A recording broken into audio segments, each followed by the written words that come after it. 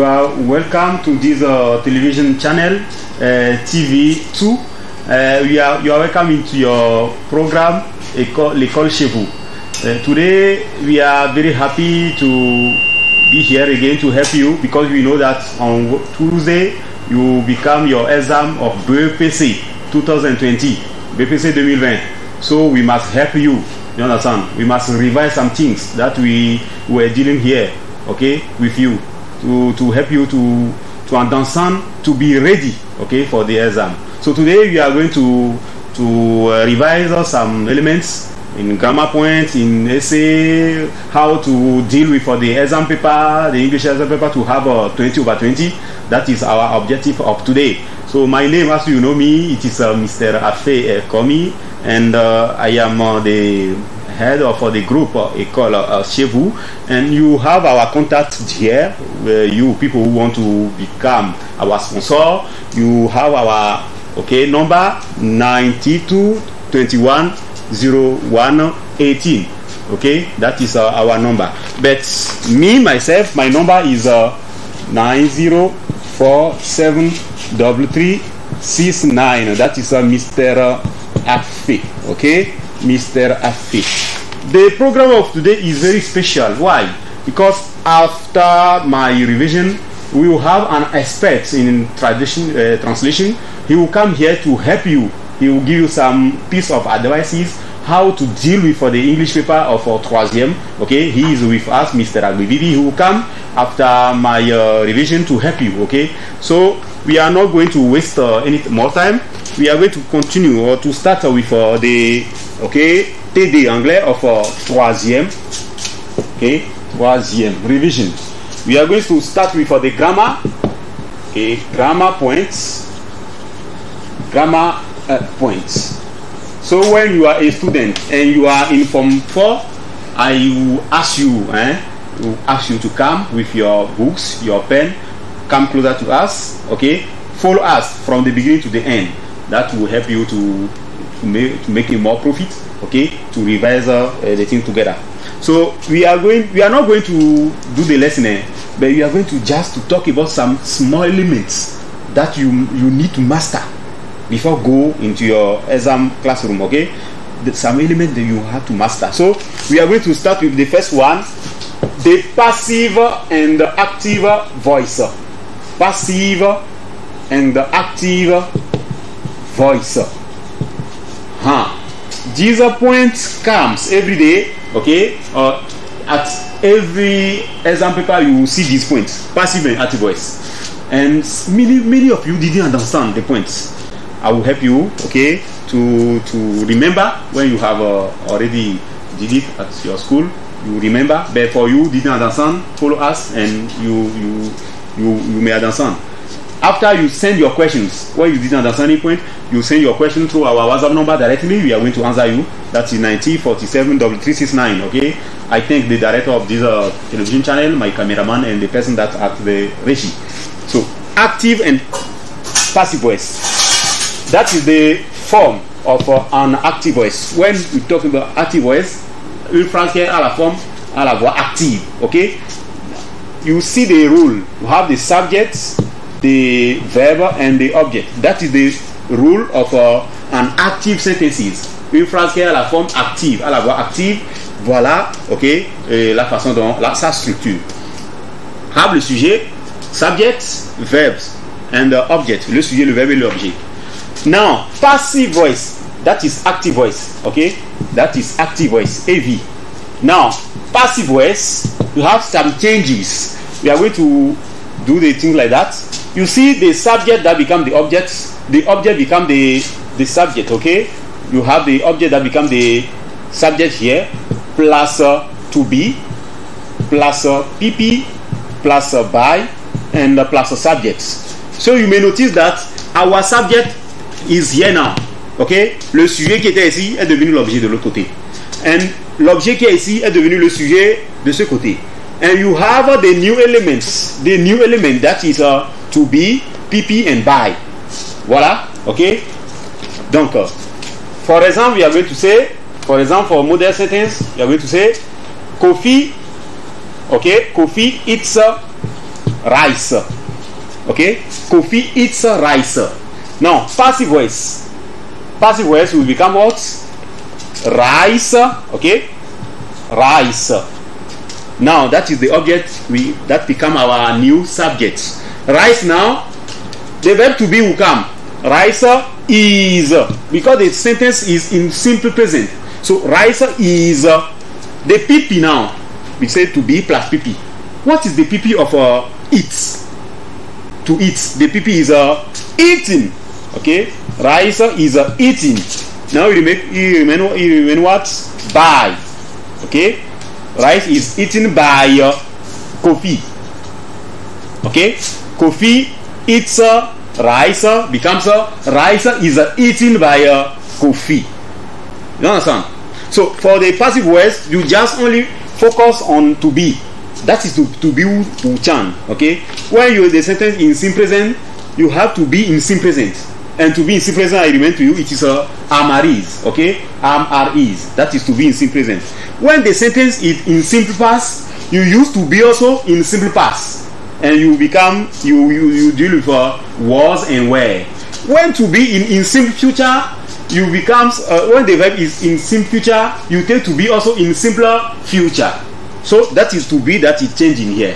For example, Kofi eats rice. That is a simpler present.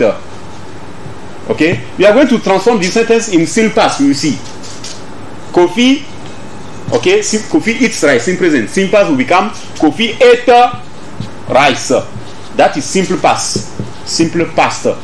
Okay, Kofi ate rice. Now the participle will become what? Rice was. When the sentence was in simple present, we say rice is, because the verb is simple present. Now simple past becomes rice was. Do you understand? Because here it is simple past, and we used to be also in simple past. So rice was eaten, okay, by Kofi. Rice was eaten by Kofi, because the sentence is in simpler present, simple past. Now let us transform again the sentence in simple future. Kofi eats rice. In simple future becomes what? Kofi will eat rice. That is simple future. Kofi will eat rice. We say that when the sentence is in simple future, we are going to use okay, that is simple future. You are going to use to be also in simple future, and to be in simple future becomes will be. So it becomes what? Rice will, okay, be eaten. Okay, rice will be eaten by Kofi. That is the thing you have to master for passive voice. Okay, when you talk about passive voice, that is the thing you have to master. You see the tense of the sentence, and you use the verb to be. That is the verb to be that will be change at any sentences. Ok, lorsque vous avez l'exercice de passive voice à faire, il faut juste voir le côté de to be, parce que la règle générale de passive voice dit object plus to be. Voilà lorsqu'il est qu'on prend les passive voice, c'est lorsqu'il est to be. Et qu'est-ce qu'on fait? On prend le temps de la phrase. Lorsque la phrase est au présent, on prend le verbe to be aussi au présent. Lorsque la phrase est au passé, on prend le verbe to be aussi au passé. Lorsque la phrase est au futur, le verbe to be aussi se met au futur. Vous voyez? Donc c'est de cette manière que ça se présente. Now, we are going to continue. Let us now focus ourselves on the different forms of the progressive form, progressive form. We have now the sentence that's in progressive form. What is a sentence that's in progressive form? Look at an example. Kofi is eating rice. Okay, Kofi is eating rice. The sentence is in progressive form because you have the use of ing. Okay, now that is a present progressive. Present progressive. Now, how to master that? When the teacher asks you, or on the exam paper, they ask you to transform a sentence that is in progressive form into passive voice, you are going to use the verb being. Okay, this is what will come. The verb beings. We are going to use being in the sentence. So it will become what? Kofi is eating rice. Becomes rice is. Now we use being. Being. Okay, eaten. Okay, by Kofi. Do you understand? Rice is a being because we have the progressive form ing. So you use a being for progressive form. Okay, so rice is being eaten by Kofi. Now let us continue. Kofi ate rice. Let us say we are going to change Kofi. Anani. Okay, Anani was dancing. Anani was dancing Goita. Okay, Anani was dancing Goita, for example. Anani was dancing Goita.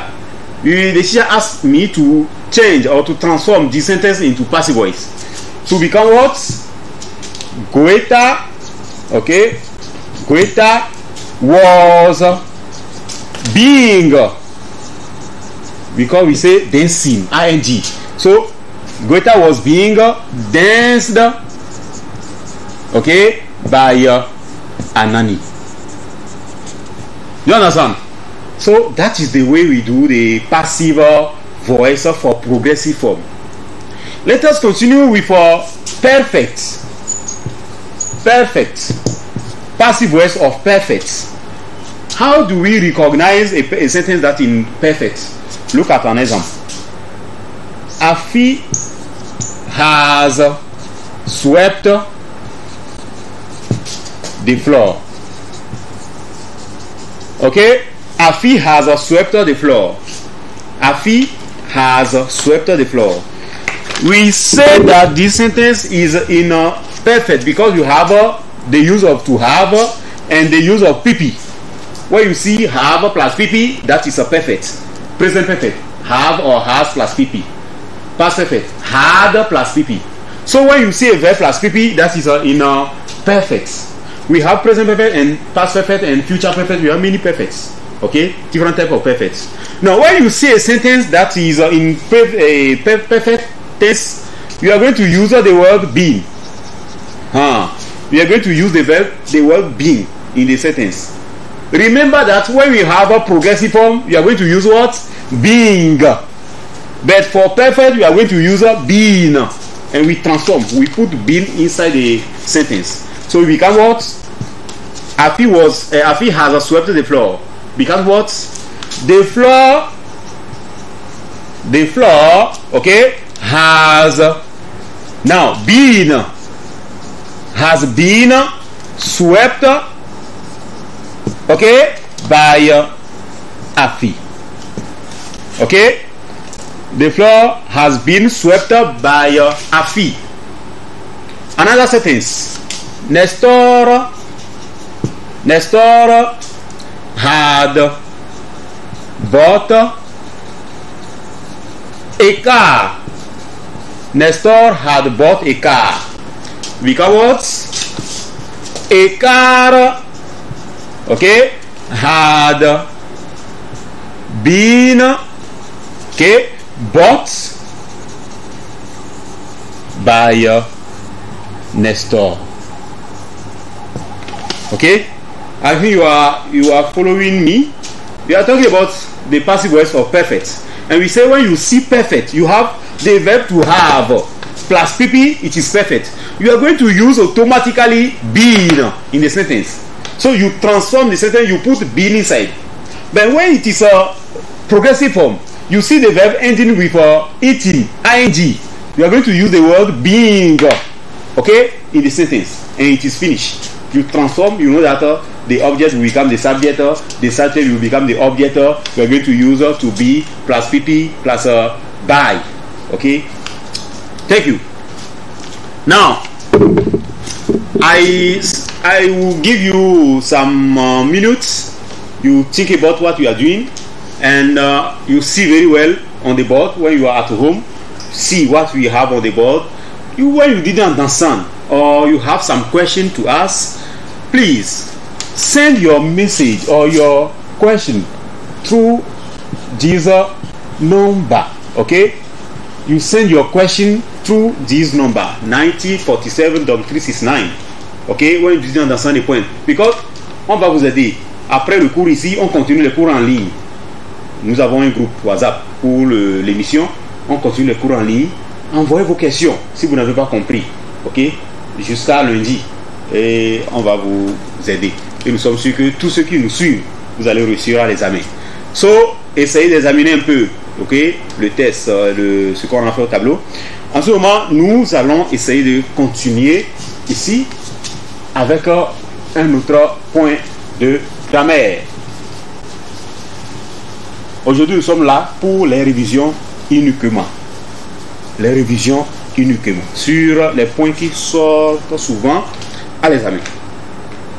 Alors, that is the point of passive voice. Let us continue with number 2. That is the conditional sentences. Conditional sentences. Conditional sentences. Conditional sentences. Certains l'appellent encore if clauses. On l'appelle encore if clauses. Conditional sentences s'appelle encore if clauses. Alors, j'espère que même les élèves de terminale, l'anglais est toujours, on fait toujours la même chose en anglais. Ce n'est que des ajouts quand on évolue un peu en classe. Donc, les élèves de terminale peuvent aussi nous suivre. Alors, if clauses. How many types of if clauses do we have in English? You are going to say we have 3 forms of conditional sentences or if clauses. Type 1. If clause type 1. The sentence is what? The rule is what? If plus simple present, okay, plus simple future. That is if clause type 1. If plus simple present plus simple future. For example, if I have money, okay, that is a very simple, okay, sentence that everybody must understand. If I have money, I will buy a car. You understand, no? If I have money, okay, I will buy a car. Now, have, that is a simple present. Will buy, that is simple future. So when you see a sentence beginning with if, and you see in the sentence we use simple present, automatically you are going to use simple future. Or when you see a sentence, you see in any part, in a part of the sentence, you see the simple future, automatically, my friend, you are going to use the simple present. That is if clause type 1. The rule said if plus a simple present plus simple future. Now type 2. Type 2. If clause type 2. The rule is what? If plus a simple past plus a conditional simple. Okay? Conditional simple or present conditional. That is the rule of if clause type 2. If plus a simple past plus conditional simple or present conditional. It means what? If plus simple past plus would. It can be would, that is conditional simple, or should or could, that is conditional simple. For example, we are going to transform our sentence. If I have money, I will buy a car into simple past. It become if I had money. I had money. Okay? Have will become had in simple present. If I had money, I would buy a car. Okay? If I had money, I would buy a car. So had is the verb to have in simple past. That's the simple past of to have. That is had. Would buy, it is the simpler conditional or conditional present of the verb buy. Conditional simple of buy is would buy. So when you see had or you see the simple present in the sentence beginning with if, you know automatically that we have this if float type 2. Or when you have the conditional, okay, would or should in a sentence, you may notice that we are dealing with the if float type 2. So the rule say if plus a simple past plus a conditional simple. The third type of if clause, yeah, if float type 3. The rule say if plus past perfect, if plus past perfect, okay, plus a conditional perfect. If plus past perfect plus conditional perfect. That is if float type 3. And what is past perfect? We talk about past perfect when we were dealing with the past voice right now. So past perfect is a had, okay, plus a pp. That is past perfect. Had plus pp. And what is conditional perfect? Conditional perfect, you have would have plus pp. That is conditional perfect. Would have plus pp. Now we are going to transform our sentence if I have money I will buy a car into type 3 of if clauses. So if I have money, past perfect will become what? If I had, okay, had, if I had money, if I had money. And the second part, I will buy a car, conditional perfect. I would have bought a car. Okay, if I had money, I would have bought a car. That is if float type 3. Had. This one is what? The past perfect. Had plus pp. Pp of the have is a had again. So had. Now would have bought. Would have. That is the conditional perfect. And pp bought. So if I had money, I would bought a car. That is the 3 types of if clauses. But pay attention. You can see a form, another form of if clauses that didn't begin with if. For example, had she, we put into brackets or into parentheses, had she to come. Had she to or to know. Had she to know, she would have told the police. Had she to know, she would have told the police. We didn't have if in this sentence, but it is if clause. Why? Because you see the second part of the sentence, we see would have told. Would have told. That is a type, okay, of if clauses. Would have. That's a conditional perfect. Okay, told. Conditional perfect. So it is if clause type 3. So you can have a form of if clause which didn't begin with if. Okay, pay attention. So we are going to put what is here. Had she, we say if clause type 3, we have if plus past perfect plus conditional perfect. Here we have already conditional perfect. So we are going to find the part of past perfect. We have already had here. What remain? It remain only the pp. So we are going to find the pp of the verb to know. Okay, had she to know. The pp of to know is what? The pp of to know is a noun. Noun. That is the pp of to know. Noun. Had she known, okay, she would have told the police. So my friend, that is a point according to the rules of if clauses. Okay, we remember that if clause we have 3 types: type 1, type 2, type 3. Type 1, the rule is if plus in present plus in future. Type 2, if plus simple past plus conditional and conditional simple. Okay, and type 3, if plus past perfect plus conditional perfect. So you see, okay, the sentence. I'll give you some minutes. You see the sentence, and we continue with the other side of the blackboard, or that's the whiteboard. So we continue. when you didn't understand or you have some I don't know some problems, you didn't understand very well the points that we are raising here, the only thing you have to do is to send us message right now, directly. When in the second part of our program, I will look at the messages and I will answer you directly when you have some questions about the point we are raising, or we have done a mistake. Okay, nobody know all.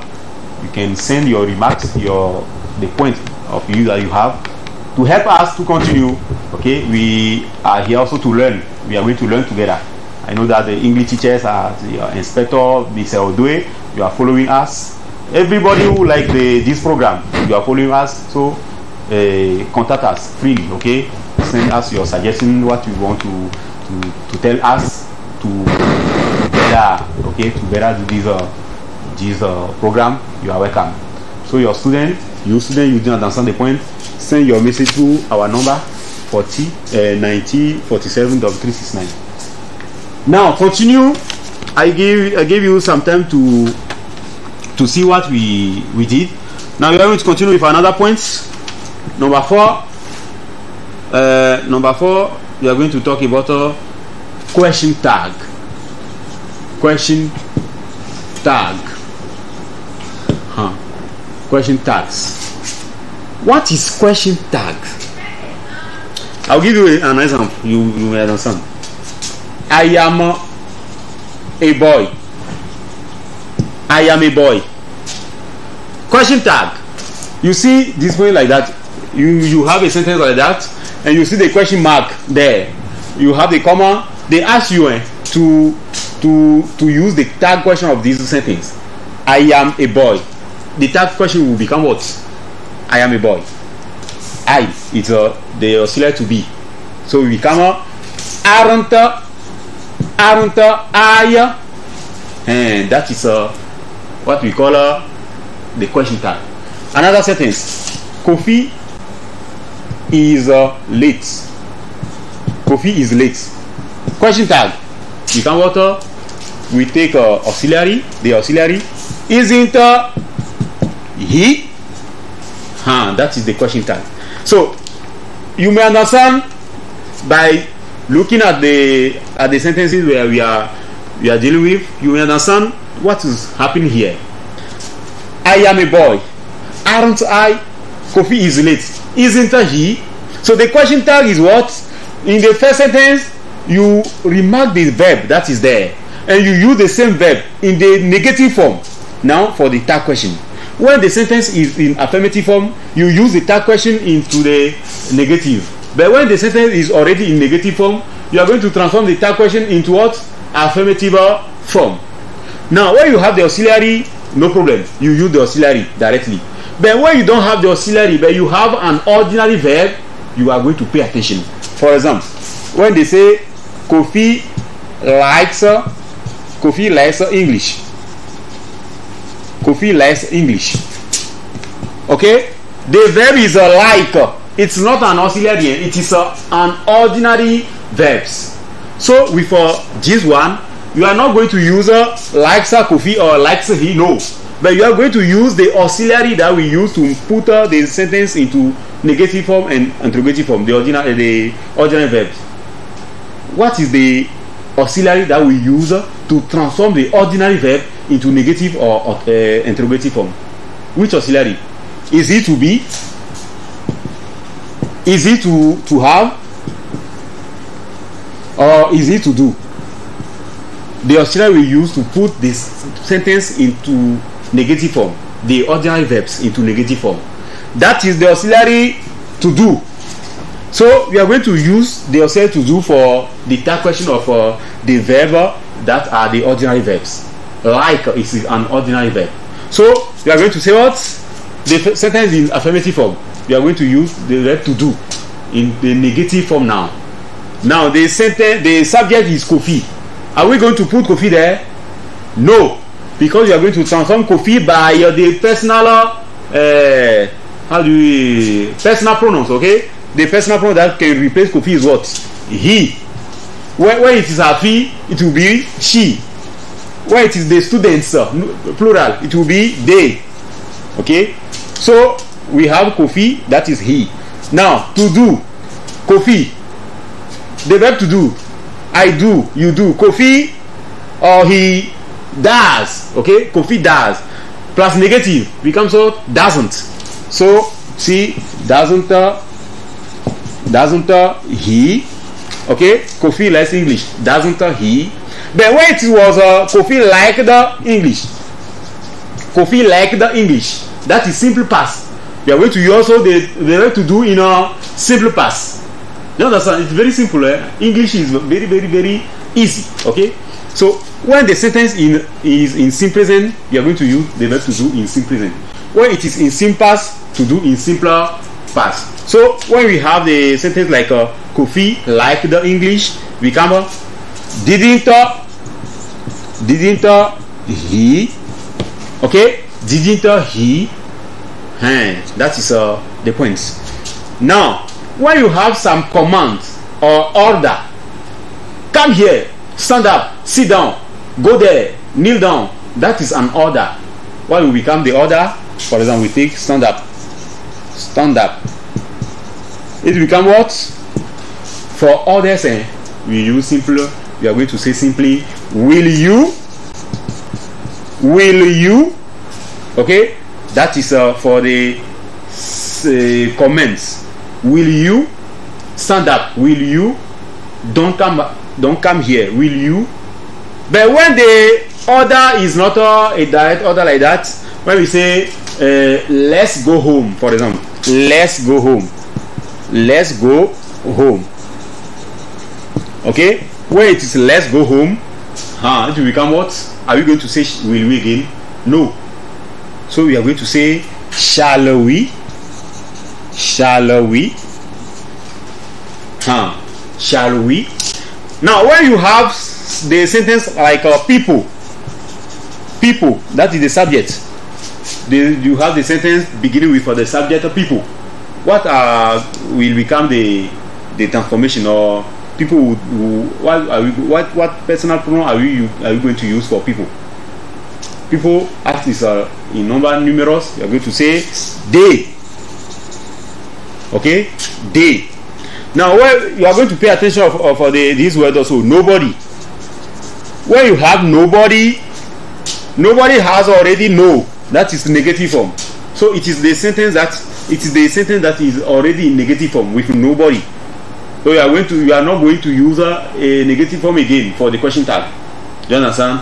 For example, when they say nobody came. Nobody came today. Nobody came today. The sentence is in simple past. So we are going to use did. Now, did what? Are you going to say didn't? No. Because here we have a nobody already. Nobody. No. That is the negative form there. So we are going to say only did they. Okay, did they? So that is okay. The fourth point of grammar point we see this morning.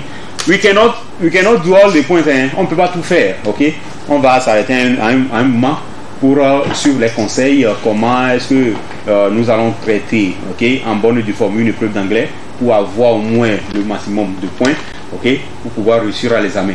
Nous allons partager les conseils avec un invité, mais nous allons quand même continuer avec le dernier point, ok, le dernier point pour donner la place, ok, à l'invité.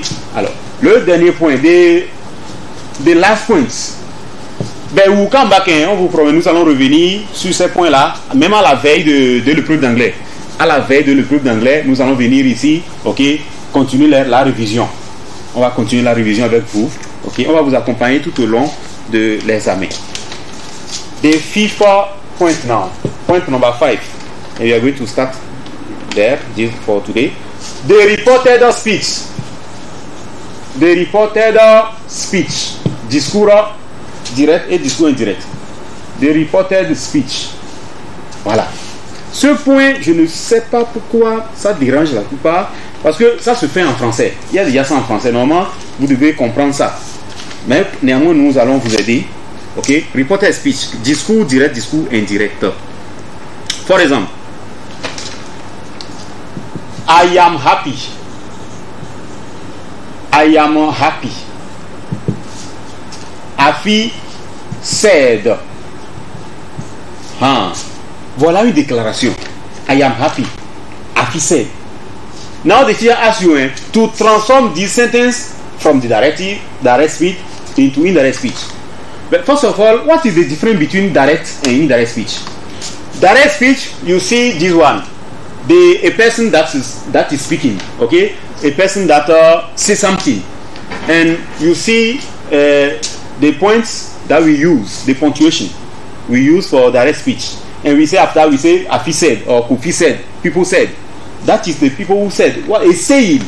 Now we are going to transform this one to indirect speech. It become what? Afi said that. Okay, Afi said that I am ill. She was ill. That is the point. Afi said that she was ill. So you see, from direct speech to indirect speech, you must respect some changes. Okay, the verb will change, the tense of the verb will change, the personal pronoun will change. Many things change. I will give you really some small changes from direct to indirect. Where you have a simple present, the simple present will change into simpler past. When you have a simpler past, the simple past will change into past perfect. When you have past perfect, the past perfect will change into past perfect again. When you have simple future will become more conditional. When you have the imperative will become infinitive. Okay? When you have present continuous will become past continuous, and so on and so on. So that is the changes you may observe when you are dealing with the reported speech. You understand? We cannot go all over the time dealing with the revision here. We are going to stop there, okay, for the moment, and we will come back. I promise you, I will come back with the remaining points, okay, before you go to exam, before you deal with the exam paper. I will come back. Now I will give the time to my guest, mon invité. Il viendra tout à l'heure, et ensuite avec lui nous allons décortiquer un peu comment est-ce que un élève va faire pour réussir l'épreuve d'anglais, comment est-ce qu'il faut se prendre devant l'épreuve d'anglais. Donc en complicité avec la régie, nous allons inviter monsieur Agbevivi.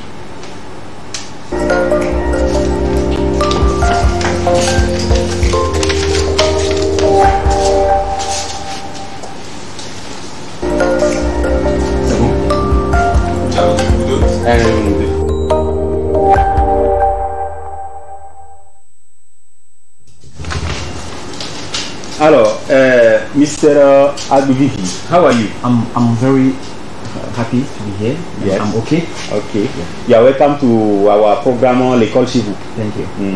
So, from some moments we see you doing this program to help students in order to get prepared for their exam papers. And today it is the English time. We are dealing with the revision in English. And many people, they send me some many messages. They say, how are they going to deal with the exam paper, the English exam paper? So as you are an expert in English domain, you are a translator, I will give you the chance or the time to introduce yourself for the people who are watching us, and after that you give some advice that you personally will have to share with the people that are following us. Okay, thank you, Mr. Afi, for giving me this opportunity. My name is Mr. Kopu Agbevivi. I'm a translator and an interpreter, and I'm here to share some experiences with the candidates who will sit for the coming examination. Now, to answer to your question, yes. Before meeting the requirements of English examination papers, students need to know some points. Yes. Well, they need to master some tips. Yes. some element that can help them in order to succeed during this kind of examination. Yes. Now first, when we take the examination paper, Yes. we notice that the paper is split into 4 parts. 4 parts. The first part is vocabulary or comprehension first. Yes. And after we have vocabulary. After we have language and usage. Yes. And after we have writing. Yes. But we have something that we call in English active reading strategies. Yes. En français que nous appelons la lecture active. Donc la lecture active or active reading strategies help students not to read merely the test, but to focus their attention on the test in order to point out the meaning in that test. Because when a student is ahead of the test and didn't get the meaning, he will face difficulties, he or she will face difficulties in giving answer or replying the answer. Okay, please. Yeah. For this part is very important for me because before tackling with the exam, you must have the exam paper. Yeah. Now, when you have the exam paper, we are going to go in French and to have the lecture. Oui. Comment est-ce qu'ils vont faire la lecture? Ok, ici nous parlons de la lecture active. Oui. La lecture active, il y a plusieurs types de lecture. Il y a plusieurs manières de lire de lire une épreuve. Je peux prendre un document et je commence par lire. Et en ce moment, je ne me force pas peut-être à aller au fond ou à faire sortir le sens. Mais le bon élève ou bien cet étudiant qui est devant l'épreuve doit lire, pas seulement lire et passer, donc passer juste dans la lecture, mais il doit tout faire pour comprendre chaque phrase qu'il est en train de lire. C'est suite à cela que l'étudiant ou l'étudiante peut réellement répondre aux questionnaires qui seront soulevés. Voilà. Combien de fois l'élève peut lire, par exemple? L'élève peut lire 1 fois, 2 fois et 3 fois. Et il doit faire preuve de compréhension pour qu'il puisse toucher le sens. Voilà. Donc on ne peut pas prendre une épreuve d'anglais en même temps qu'on ne sait pas traiter. Non. C'est-à-dire on jette un coup de la même temps, peut-être on connaît le titre, on a une fois vu le titre quelque part, et on a déjà traité ça quelque part, donc on traite en même temps, on ne peut pas le faire. Ça ne peut pas aller. Donc il faut lire d'abord. C'est ça. Ah, okay. Et après cela, l'étudiant peut lire et comprendre, mais ne peut pas peut-être répondre. Because we have 2 types of questions. Yes. We have a yes and no questions, and we have WH questions. Yes. Yes. Donc une question, vous pouviez répondre oui ou non, or yes or no. But there are some questions, a part of question. There you have to build sentences. Before doing that, you have to master WH questions. Please, for I will write for my people. WH questions. Yeah. Et pour les WH questions, on a un who. Yes. On a who. Yes. Et qui who que nous utilisons pour who. On a when. On a why. On a who. Yes. What. Yes. What aussi. Donc jusque ces questions et la maîtrise de ces WH questions, we help students to Yes. to. So you talk about who? Yeah, who. What again? On a who. On a when. When? On a why. Why? On a what. On a who. How? Okay. Yeah, how. Et who. Whom? Okay. Yeah. Okay. Ah. Yeah. So this one will come with for the exam paper. Yes, that's when the student check the former examination papers of junior high school certification. Yes. Si porte un regard sur toutes les épreuves précédentes des examens, vous allez voir que ces questions ne cessent toujours de venir. Voilà. On a who ici. We can say who are you or who is speaking. Voilà. Quand on in French, qui signifie qui. Ah. Ok. Ok. Qui. Chers élèves, alors vous voyez, quand vous voyez who, en même temps, ça veut dire qui. Donc comment répondre? So the answer will become, we have a name of person. The name of person, yeah. Is Okay. that. Thank you. And when? When ici, we use when to emphasize on the time. The time, okay. It's like your father want to travel to America. Yes. But you don't know the specific time that the person will travel. Yes. You can ask your father, Papa, when will you leave? Or when are you leaving? Okay, okay. When will you leave? Et là, c'est le temps. Le temps. Yeah. So when in French can be quand. Quand. C'est ça.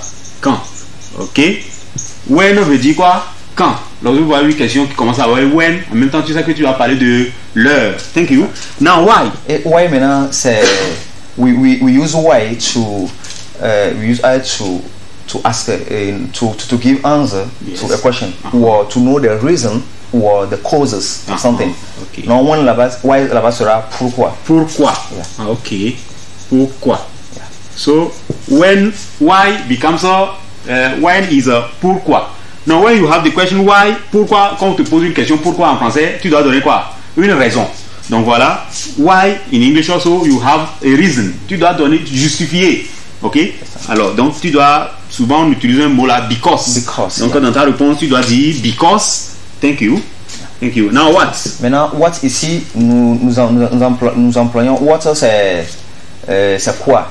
C'est pour poser la question. To know maybe what the person is doing, what are you doing, what is your name? What is your name? Juste pour dire c'est quoi. Okay, it can be also quel. C'est ça. Quel also. Yeah. So, quel est ton nom? What is your name? What is? Okay. Thank you. Now how? How ici c'est comment. Comment? To know the process, la procédure yes. ou la manière. Yes. How are you? Okay. Si on dit how are you, tu comprends non? I am fine. Okay. La manière. Mais c'est comme j'ai une fois vu dans 2 épreuves. On dit what? How many? Yeah. How many là, ça dit combien? Oui. Il veut savoir le nombre. Le nombre. Mais avec le how aussi, comme j'avais dit que nous l'utilisons pour souligner pour souligner la manière, on peut devant un sujet, on peut demander how can I do this? Yes. How can I find the solution for that? Donc c'est la procédure, process or demande. Et whom? Et whom ici c'est la possession. La possession. Ouais, ça agit aussi comme qui, mais on peut l'utiliser soit à qui. Possession. Oui, la possession. Ok, ça peut être à qui. Yeah. Ok. So, dear students, you have the way they ask questions in English. Mr. Agbevivi is helping you here. The first, you see who qui est qui. Who is the author of the test? Who is the author of the test? Ça veut dire quoi? Qui est l'auteur de ce test en même temps? When did Kofi went or when did Kofi go? Okay, to school. When? L'heure. Alors, quand? Why are you late? Why are the author? On va poser la question sur le test. Why is the author? Why was the author crying? The author was crying. Say why. You are going to give the reason. Okay? So tu vois la question why, tu dois donner quoi? Une raison. Maintenant what? Quoi? What is your name? Quel est ton nom? Quoi? Maintenant how? Comment? Okay? You give the manner, okay, of the things. Whom? Là c'est possessif. Okay? Donc à qui? Thank you. Now. That's the question we are going to. Sometimes we have 2 of us. Yeah. 2 of us. How are you going to choose? Because my students say when it is Monday, they say true. Tuesday, false. Yeah. Lundi, true. Mardi, false. Et c'est comme ça qu'on va faire ça. Ok. For that, pour répondre à la question true and false. True or false, oui. Premièrement, l'étudiant après sa lecture, la lecture du test, ce n'est pas un mot que nous plaçons, mais il faut que l'étudiant arrive à comprendre, à faire sortir le sens. Okay. The meaning is very important. True veut dire quoi? True veut dire c'est vrai. Et false, ça c'est faux. C'est faux. Ça veut dire que ce qu'on dit là-bas, si le test dit la même chose, ça fait vrai. Ouais. Mais si c'est le contraire, ça fait faux. C'est pas quelque chose de lundi, mardi. Non. Ok, merci beaucoup. Now, with the essay. Yeah. Essai, c'est là-bas que la plupart de nos élèves n'arrivent pas à faire. Parce qu'on leur demande de rédiger. D'autres même écrivent en anglais. C'est-à-dire, ils écrivent en anglais, en français et en anglais. Alors, comment est-ce qu'il faut procéder pour réussir les essais? Okay, pour les essay for essay writing, Yes. essay writing we have a different kind of essay writing, Yes. especially for junior high school certificate program, le programme de BPC. They have a narrative essay. Narrative essay. Narrative essay. Let me write it. Okay. Let me write it. It's very important. Essay. Talk about what? Narrative essay. Okay? Narrative essay. And what is a narrative essay? Okay, here narrative essay Yes. is like a story. It's a story. It is a test, or it is an exercise that the teacher can want a student to complete it. Yes. For example, they will ask you, it is your first time to go to a village, A village. to Yes. pay a visit to your father, Yes. but you don't know, or to pay a visit to your grandfather, Yes. but you don't know the place. The place. Now, on the way, you lost on your way. Yes. Now, how can you handle of this situation? Yes, How did you how did you succeed Finding the way. to find the way? Now it's like a story, Yes. and for that it's split into different types. Yes. First, there is the introduction. Introduction. You have the beginning of the story. Yes. We have the middle of events, Yes. and after we have the end, Yes. the end of the story Yes. and the conclusion. Yes. Donc jusque narrative essay, Yes. c'est un type d'écrit qui permet aux étudiants de pouvoir narrer, Une de faire histoire. la narration d'une histoire. Ok. Donc c'est un peu ça. Merci beaucoup. So, narrative essay, là-bas, vous allez vous attendre à décrire une histoire, à écrire une histoire. Ok. On peut vous demander, vous êtes perdu au marché, ou bien vous ne trouvez plus votre chemin, ou bien un jour, bon, vous sortez de l'école, il pleut, narre l'histoire. Ok. Tu vas essayer d'écrire. On peut vous demander d'écrire une histoire même racontée par un vieillard. C'est ça. Et story. Et tu vas essayer de raconter. Et on vous a donné le plan. On doit avoir un commencement, la suite et la fin. Et tout devoir de rédaction a combien de parties? 3 parties. L'introduction, le body et le conclusion. 3 parties. 3 parties. Très bien. Maintenant, à part les narrative essais, il y a encore d'autres Après narrative essay, nous avions aussi on a les formats letters. Les lettres, voilà. On a les lettres. Voilà. Souvent, on demande aux étudiants peut-être d'écrire aux amis, Ouais. ou bien d'écrire à l'administration. Donc, pour les letters, on a 2 types. Oui. Il y a 2 types. Il y a formal et informal. Alors, si on dit informal letter, ça c'est pour qui ça? Informal letter. Oui, si nous parlons de informal letter, c'est peut-être entre Amis. entre amis. Très bien. Si nous parlons de formal letter, c'est pour les officiers. on te demande de rédiger la lettre Aux et de autorités. l'adresser à Ok. une autorité compétente. So, formal letter for authorities, director, ok? But informal letter for your friend, ok?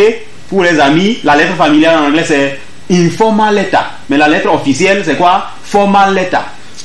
On n'a pas assez de temps pour vous montrer tout. Vous allez dans vos cahiers, vous voyez le plan des lettres, comment on fait le plan de A à Z, vous maîtrisez.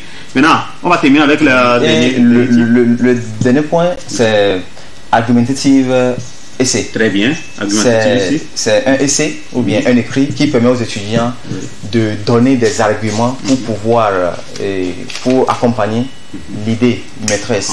C'est ici qu'on donne les arguments. Les arguments. Ah, ok. Donc c'est un peu ça. C'est ça. On choisit et puis on donne les arguments. Thank you, Mr. Agbevivi. That's we talk about all the type of essay that we have. Préparez-vous hein, pour tout ce qu'on a fait là. Préparez-vous avant d'aller à l'examen et les questions aussi, comment répondre aux questions. Now, I would like to, you say that you have a cabinet that you are organizing a formation. I don't know. Yeah. Can I participate? No issue. Okay. Before coming to that, I want to ask something to what we mentioned above. Yes. Pour les étapes que nous venons de notifier, donc nous allons peut-être encourager les étudiants Et comme ils ont presque 3 jours encore pour se préparer pour l'examen, nous allons les demander de lire beaucoup plus. S'ils ont des documents, ils ont des livres, des tests en anglais, faut qu'ils commencent par lire, et ils peuvent chercher des petits dictionnaires à côté pour pouvoir feuilleter et chercher le sens des mots et faire ce travail-là. Plus, et ces étudiants, ils seront très proches de ces tests, de ces dictionnaires. Et ils verront qu'en ce jour-ci, ils ne trouveront pas de difficultés pour pouvoir s'en sortir. Donc, it's what I want to share with them. Thank you. Now, do you have a last word? Vous avez un mot de fin? Parce que nous sommes presque en train de finir l'émission. Je vais finir. Votre mot de la fin. Pour revenir à la information, ou bien peu d'informations. S'il y a une information. Ok, non, pour la question que vous me posez, pour la formation.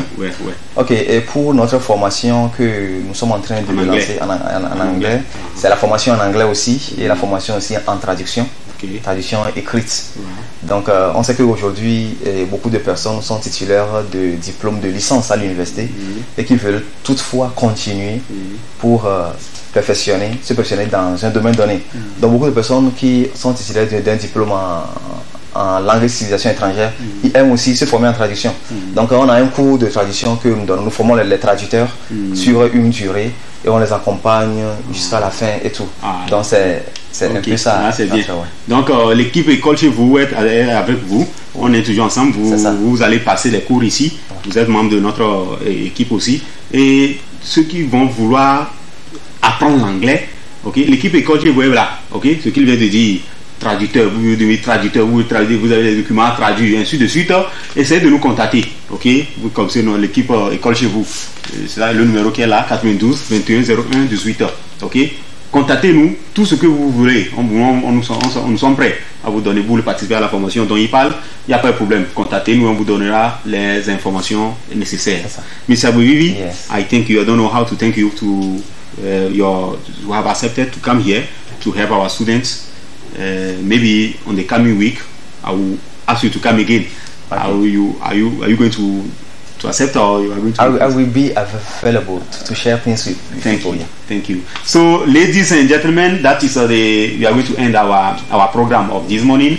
I was with Mr. Agbevivi. You know him like that. He will come again here to help you in English. For the student of 3e, pay attention. Put into consideration what we are doing here. Everything we said here, put it in consideration, and may God bless you. Go to your exam, you come back with the victory. So on est en train de souhaiter d'abord un bon examen à tous les élèves de 3e. Nos émissions continuent. À 16h, vous avez une émission, et à 18h, il y a un grand débat ici sur le podium. Donc restez connectés. Je salue le directeur de la télévision 2e, mon caméraman, la régie technique, tous ceux qui m'ont aidé à faire cette émission, à finir ça en toute beauté. Je vous remercie, tous les anciens qui passent ici pour donner les cours, les anciens membres du groupe École chez vous. Je vous salue, on se dit bye bye et à la prochaine.